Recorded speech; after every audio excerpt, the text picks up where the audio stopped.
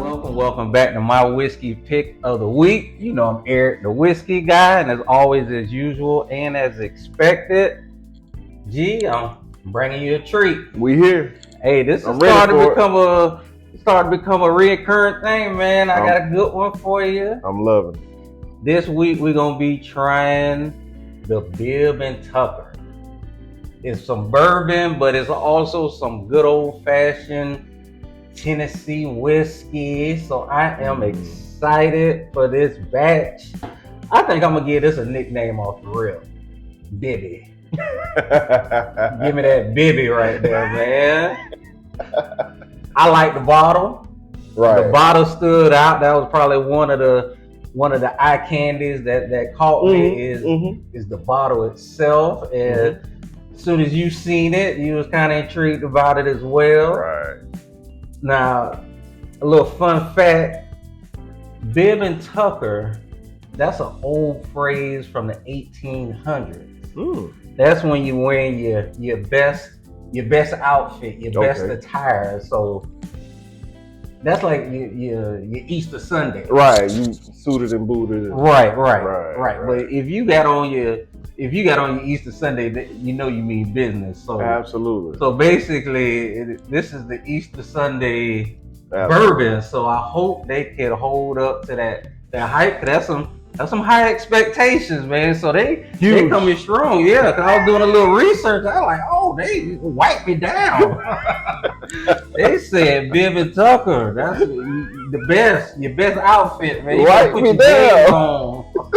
Put your J's on with this one, man. Funny. Suit and tie. So, yes, sir. So I hope it live up to it. Now, it's a young bourbon.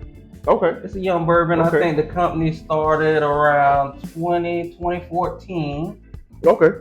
So it's real young, but they stuck to the old school way of doing Tennessee whiskey. They got a little process that's called the Lincoln County process. It's how they make it. It's how they filter it. So explain.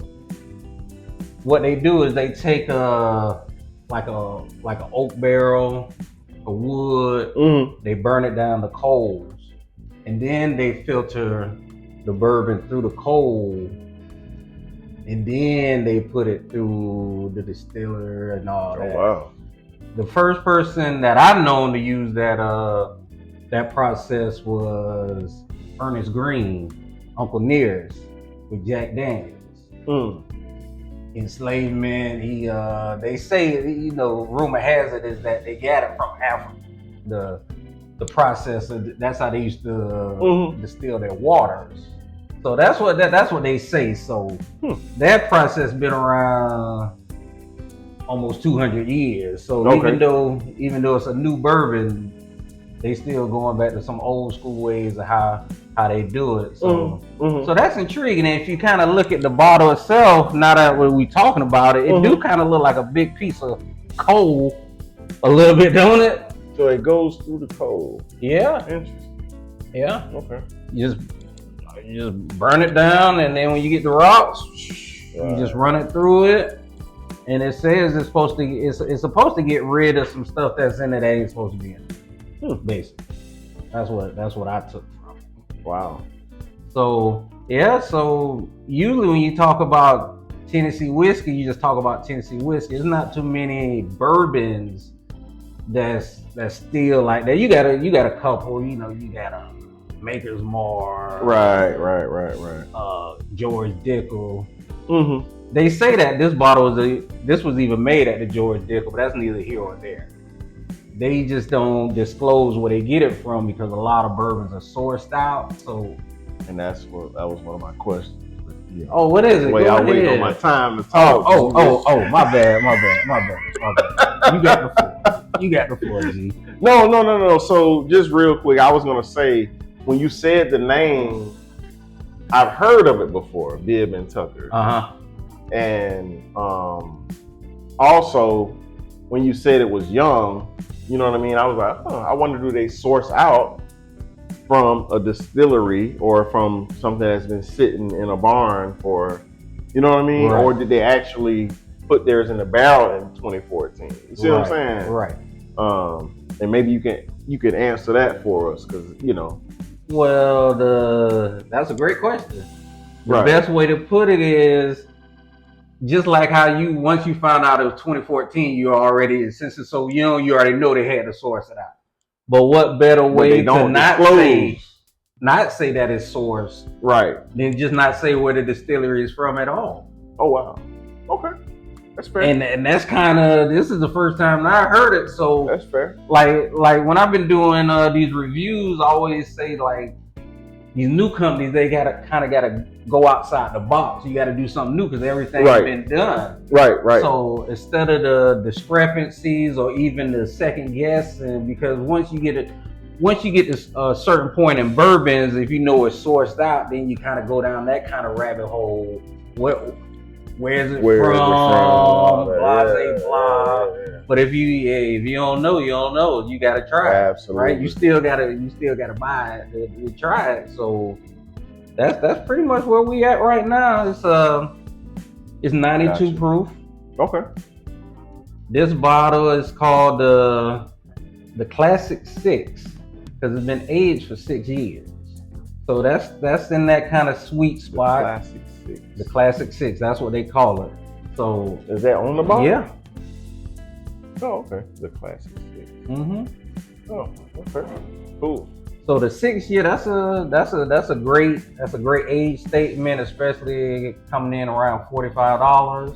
Mm-hmm. I kind of like anything over 4 is good. That's when you know it's legitimate bourbon. But once you get into that 6 or 7, and you under $50, right? It's kind of like, all right, all the stars are kind of lining up for it to be good bourbon. Right.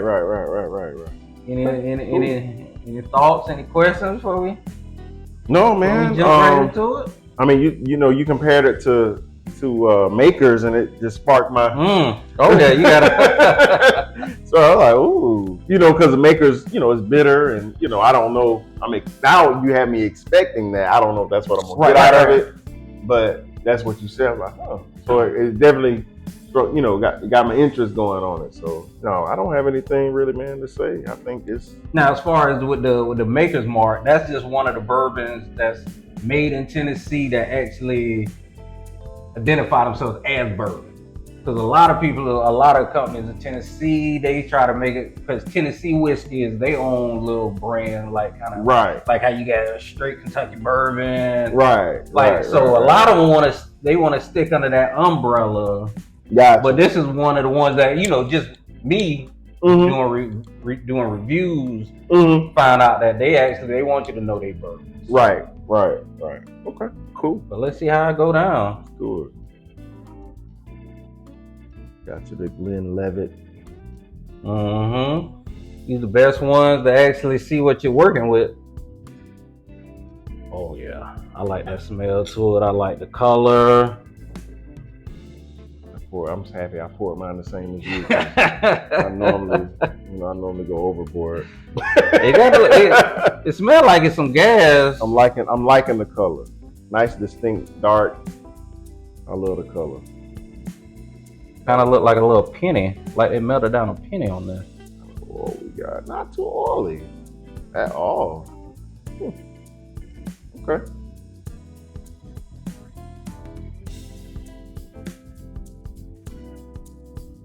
Smell is really light, but it's a dark. It's stout. I like it. Yeah. I like that.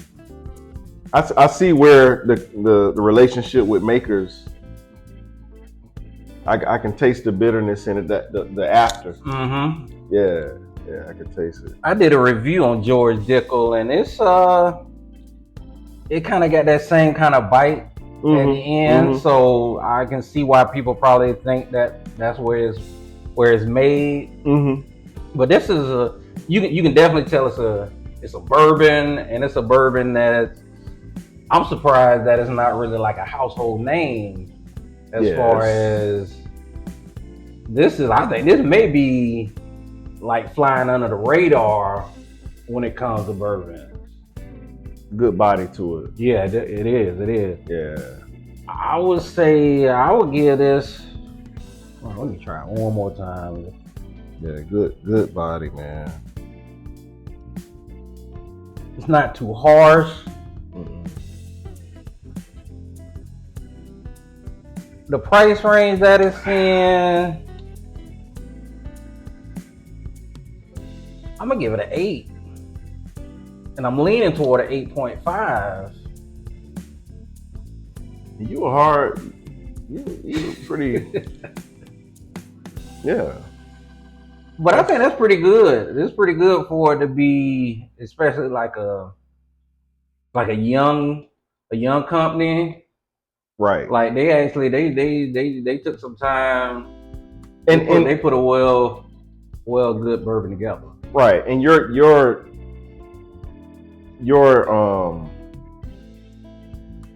scorecard is based on price, taste, aftertaste, nose, color, right, all of that. Right. Not just it tastes like this, or it's you see what I'm saying? Right. So I don't want the people to know that comes from that comes from it's a process within itself. Absolutely. When I smell it, a lot of people they want to give you what they think they smell like. I don't really do that because I like to know what I'm working with. So I just go off of my first reaction when it hit my nose. Right. Like when I say gas, it's like, okay, this like is gas is gas. Like that kind of speaks for itself. And then if you want to consider the audience though, because gas means something totally different. Yeah. Consider the audience. Yeah. But as far as bourbon is concerned, right? Because sometimes, that's a good way. I like using it because I feel like this could be some gasoline. Sometimes I done took a sip of something like I bet a Buick could run off this proof. Like so that's where I really get that from. Right. So that's what that means. So that might be like a little inside thing. Right. A different kind of gas you talking about. Right. So I wanted to call for. Right. That's what it is. I'd have had some. I'm like, who made this, NASA? Right. But yeah, when you got that, you got you got your first impression. That's when you smell it before you'd even hit your lips. And then that first sip is gonna say a lot. And then when you take that, then you take under consideration the price range that it's in. Because like if you're sitting around the bar, right? This is why I don't really talk bourbon or whiskey at the bar. Let's say you're sitting around the bar, right? Okay. And we just started talking about bourbon. I may be talking about a bourbon that's $35, and then you may bring up a bourbon that's $95. We're not even in the same. Category. Right. So you're looking.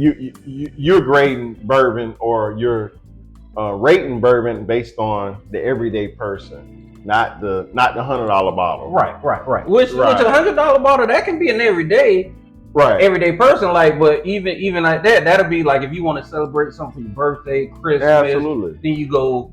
But if just something just to run the ABC, and we'll have to do another video on that. I'm thinking about even like a weekly podcast where we can just sit down and do like a deep dive, because if you don't know these and you go to the ABC, if you go to the liquor store, any liquor store, you just gonna go in there and get what you already your comfort zone. So you comparing liquor stores, ABC, Publix, for Walmart. any liquor store. If I'm a Crown guy and it's the holidays and it's packed and the people that work there, now all of a sudden they look like used car salesmen, I'ma just grab a Crown and go out. Right.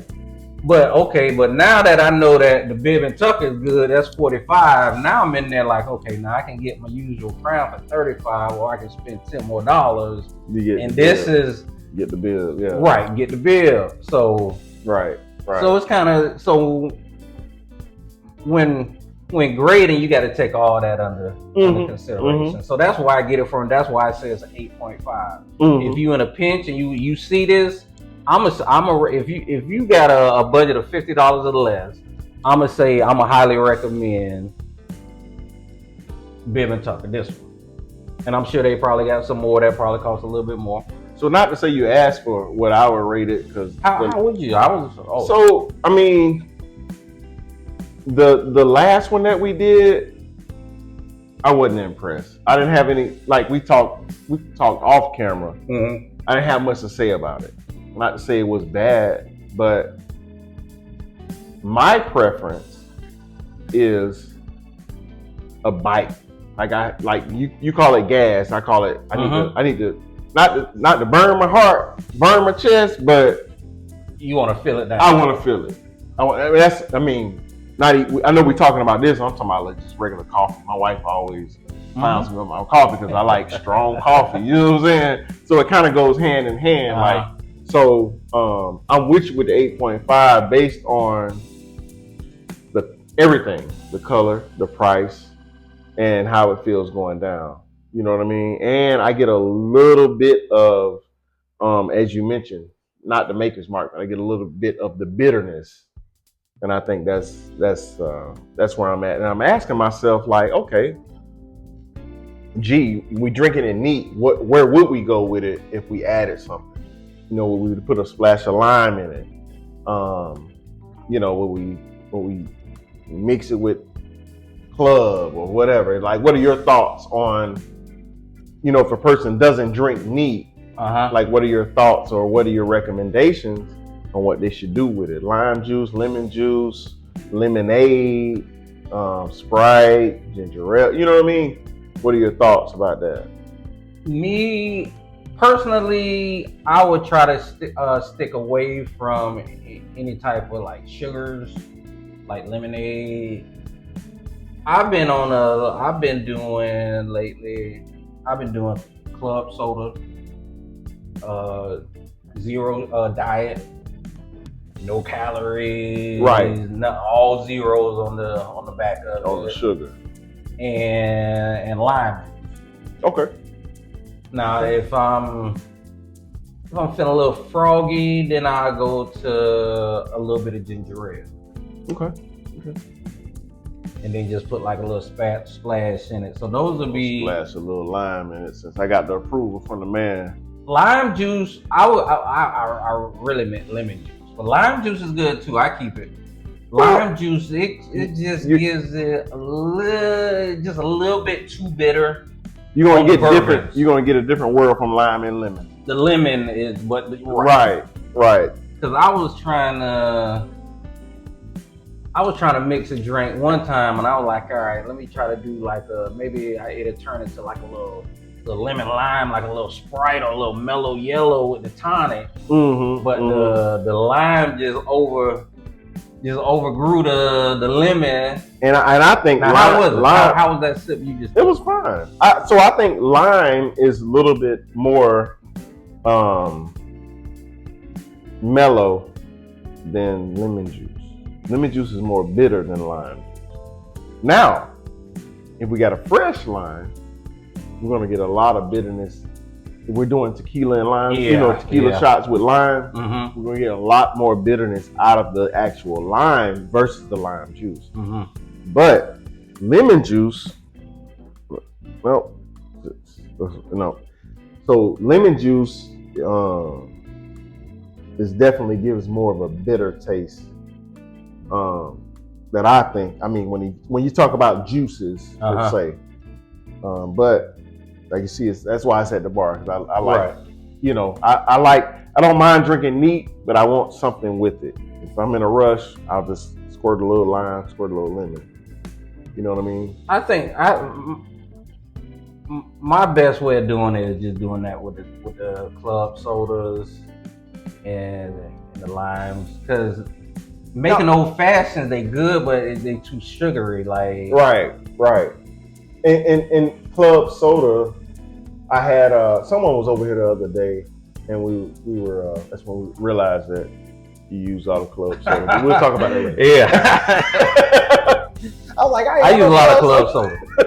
So, anyways, but club soda, those that they haven't explored club versus tonic, your club is more of fizz. That's how I explain it. Club is fizz. It's just like soda with no syrup, right? So you go to the McDonald's or whatever. You put Right. your thing in there. You're like, this don't taste right. Right. That's club soda. Like it's just no taste, no nothing. It's just fizz. But your tonic has a particular taste to it. And for a while, I mean, not to say I ain't trying to get off subject. No, you I don't know what kind of No, time we you on. But you ever heard gin and tonic? I don't know if you ever had it. Yeah. But tonic carries a flavor by itself. You see what I'm saying? That balances the gin. Right. But if you ever try club soda is just fizz. It's the best way I can say it. Don't look for no flavor from club soda. All you like, this would just be fizz whiskey. Right. And honestly, I'm not a fan of club soda. You know what I mean? I like tonic. I mean, you know, I don't drink it a lot. That's why it's still down there. But yeah.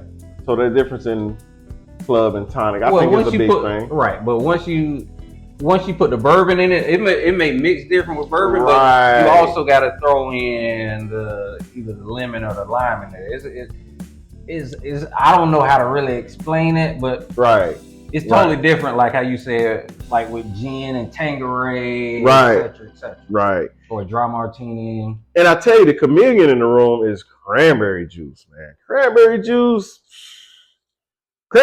will take on whatever you put it in. Like, that's the only juice that I know that it will take on. You put it in a whiskey, you put it in a vodka, no matter what you put it in a tequila, it's gonna take on whatever you put it in. But let's get off. Let's not get off. So that's your thing. Let's not get off. It was my thing when I was big in vodka. But was it? But now it's not. Have you tried it with like whiskeys? How is it with whiskeys and bourbon? Same thing. It's a chameleon. It blends well with anything. I mean, you can go tequila with cranberry juice. Not a lot of people do it, but yeah, cranberry juice is like, it's a big one. It will never taste like. So people be like, oh, you gonna mix it? I don't like cranberry juice. It won't taste like cranberry juice. It won't. Maybe because I started off on vodka, right? And I was on vodka for a long time, right? So, like the cranberries, like I'm burnt out. Like I'm so burnt out on the cranberries, the pineapple. Right. I'm so burnt out on it. I think that's why I got off of vodka. And honestly, I mean, I used to be heavy on vodka as well, but I've been on tequila. But you see that little $25 bottle? We'll talk about that's for my YouTube channel. hey, for years I've been. Yeah. But anyway, cranberry is a chameleon, man. It blends well. Like, if you want a different taste, if you want something different, it definitely for yak and whiskey. Okay. Absolutely. Well, you heard it first here that if you're looking for something to mix your drinks, a new taste to mix with. Right. G recommends the cranberry. Okay, that's and out of respect of the whiskey guy, maybe we can talk about that on the other side. You see what I'm saying? Oh, it's all good. You know what I'm saying? Because my wife, I can show you some things my wife like. You know what I mean? Some different things that people don't really. You see what I'm saying? Yeah. And we, she mixed. She got the shaker and all that there. And, I'm more this kind of guy. Just pour it up and put a little squirt or something in it, and I'm good. Well, hey, we're gonna get on that in a little bit, but hey, this is our pick of the week. Yeah. Man, we're gonna do it all again. Man, tell y'all something about this guy. He don't say too much about himself. Hardworking guy. He's very what's the word I want to use? He's very committed to his YouTube channel. I try. Yeah. I mean, y'all might see this episode. This episode took a week to come together. Us texting every day. Hey, can we shoot today? Can we shoot? Whatever. And I really give him his respect for that. But make sure you like, like, subscribe, ring the bell, all that there, you know, because it takes, like I told y'all before, this takes a lot to do. And yeah, it does. You know, and like I say, I commend this guy here because he's adamant about the whiskey guy. You know what I mean? Hey, TV.com, whatever. You know what I mean? You know me, I want to put something behind it, but yeah. Big ups to you, E, man. I really appreciate you, man, and coming over and shedding love in my space. Yeah, man. I appreciate you hosting, man. Oh yeah. Appreciate you hosting. Anytime, we neighbors, so you absolutely. So we definitely gonna do it all again, man. Yeah. Y'all stay tuned.